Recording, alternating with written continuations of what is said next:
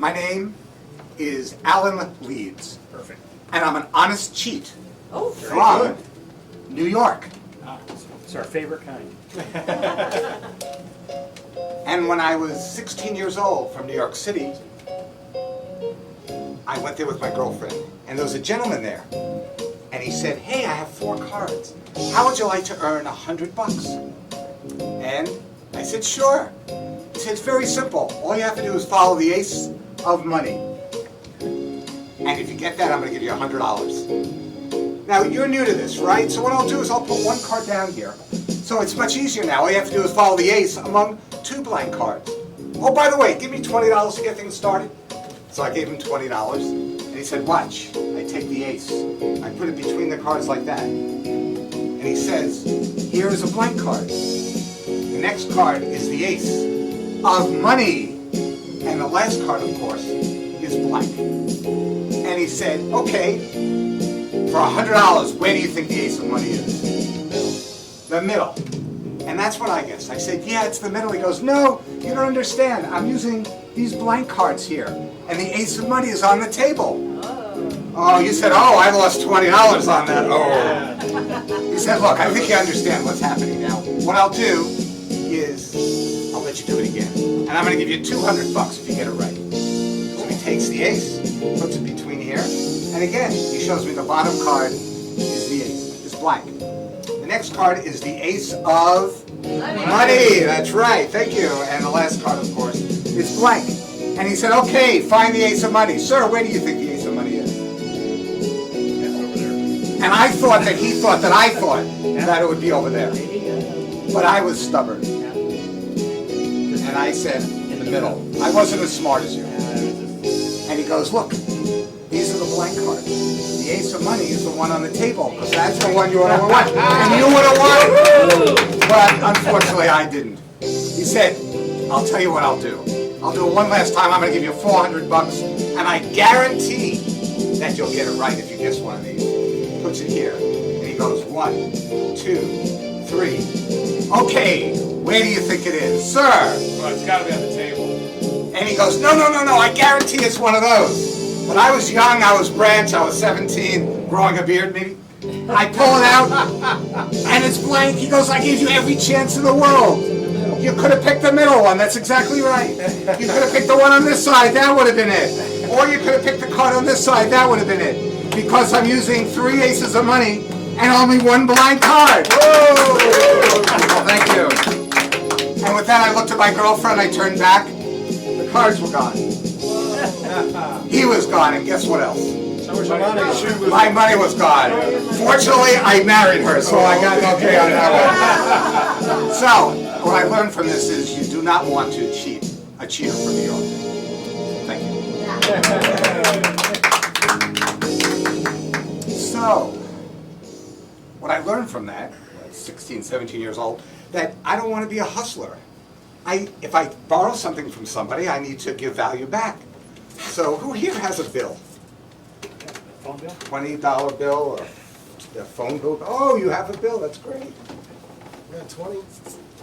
Yeah. Well, you have a bill. Well, I'll tell you, I can do yours after. No, it's funny. That's okay. And your name is? Tom. Tom, let's give Tom a hand when he comes up here. Why don't you come over here, Tom? Do you have a preference on denomination? Well, yeah, if you have a 50. You know, the bigger the bill, the much bigger the thrill. You know, 20. 20 sounds fine. Okay. Okay, so take the 20, just open it up, and put your initials on the front of it or some sort of identifying mark. And of course, we know it's not illegal to sign the money, but if you do counterfeit, then that's not good. Okay, thank you very much. And put the top, oh, thank you. Yeah. Great audience here. Okay, we have a $20 bill, which you're going to be watching like a hawk because it's yours. But I'm going to take the bill, I'm going to fold it in half. Notice my fingers do not leave my hands. Very, very important. I fold it again. I fold it again. And, what is blow on? And for your bank account, and for the audience's thrill, I will give you a $100 bill. Isn't that wonderful? Tom, you get a $100 bill. I mean, just for showing up. So why don't you take the bill, and let's give him a hand as he sits down. Maybe I should look at this a little closer. Oh, yeah, well, this is a genuine imitation bill. So genuine on the outside. Inside, there's a picture of me on the inside. But this makes a great souvenir from the Bay Area. So let's give this to Tom. Thank you very much. Have a seat, and you did a very good job. I really appreciate that. I'd buy that for That's a 2,500. It's a great conversation piece, I mean, really. Okay, so Wow. from New York, I left and I went to school in Syracuse, and I went to the IBM ring up there, and I learned, I guess I'm allowed to say it among magicians, the magician's knot. Have you heard about the magician's knot? No. Okay, let me show you. You gentlemen have some ropes, and somebody has a ring. Can you stretch them, make sure they don't stretch? Trapdoors, hidden compartments, elevators, magnets, all those things magicians, of course, don't use. Okay, I'll take this ring, this rope, and this looked okay to you? Yeah. And you had a short rope here, and, oh, Jonathan, you had a rope too here. 3 ropes. It's called an illusion of the ropes. Because if I take the ropes in my hand like that, and I shake, of course, what happens is it appears like all the ropes are about the same length. Not quite, but almost the same length. So we have here the short rope, which used to be a short rope. We have the middle-sized rope, and we have the long rope here. Now, I guess by your lack of enthusiasm about it, either you've seen it 5,000 times, or I'm using too many ropes. I mean, I'm using 3 ropes, and you only have 2 eyes. I mean, that doesn't make any sense, does it? No. So, I mean, right, it's very easy to swindle you. So what I'll do instead is maybe what I'll do is just use 2 ropes. Is that okay? Yes. Yes. Is that better? Not everybody participated. Maybe we'll just use 1 rope. I understand. Okay. So, let's talk about that magician's knot. Now, it looks like a regular knot. So when I take it like so and I tie it, it looks like they're tying a regular knot. Now, do you know why it's called a magician's slip knot?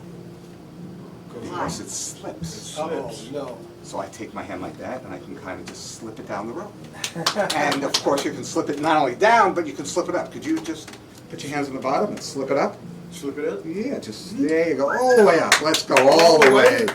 Yeah, okay. So we have a magician's slip knot, and it goes up and down. But, you know how to untie ropes? Could you untie this for me?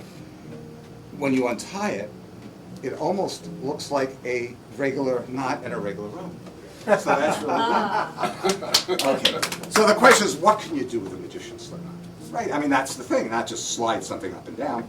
So what you can do is you can slip like rings up and down the knot. So who has my ring? I have a ring. No, I had a big ring, I think. I don't know. Here's one. Oh, okay, I'm going to use mine. Mine's a little bigger. That's a big ring. But later, if you'd like, I'd do something with that. Okay. So this ring can be thrown or tossed or put through the knot onto the rope. Or what I can do is take the knot and pass it through the rope and land up on the ring like so.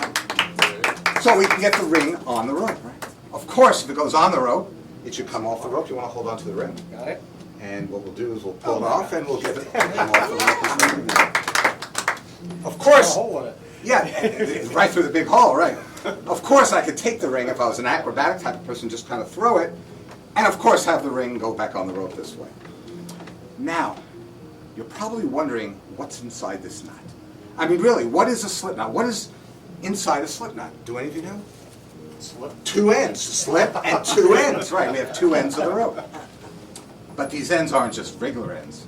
They're actually very tricky ends, because if you shake them vigorously, what happens is they kind of come off the rope like that, and you end up with a rope without any ends, and of course, as you all know, you can't continue the trick if you don't have ends for a rope. So could you hold out your hand and put the rope? Oh, perfect, thank you. And I wish Shoot was here. I just missed it. You dismissed it, and of course I can take the ends and put it back on the rope. Thank you. So, what that is we're using a ring. We're using 1 rope. What else are we using? 2 ropes, and a 3rd rope. Does anybody have a 3rd rope? Thank you. Now, you all remember how long these ropes were initially, right? Yes. You want to hold on to that? We had 1 rope here, and we had 1 rope here. We had 3 different ropes, and of course, 3 different lengths. So that is the magician's slip knot. If you go home, by all means, practice it.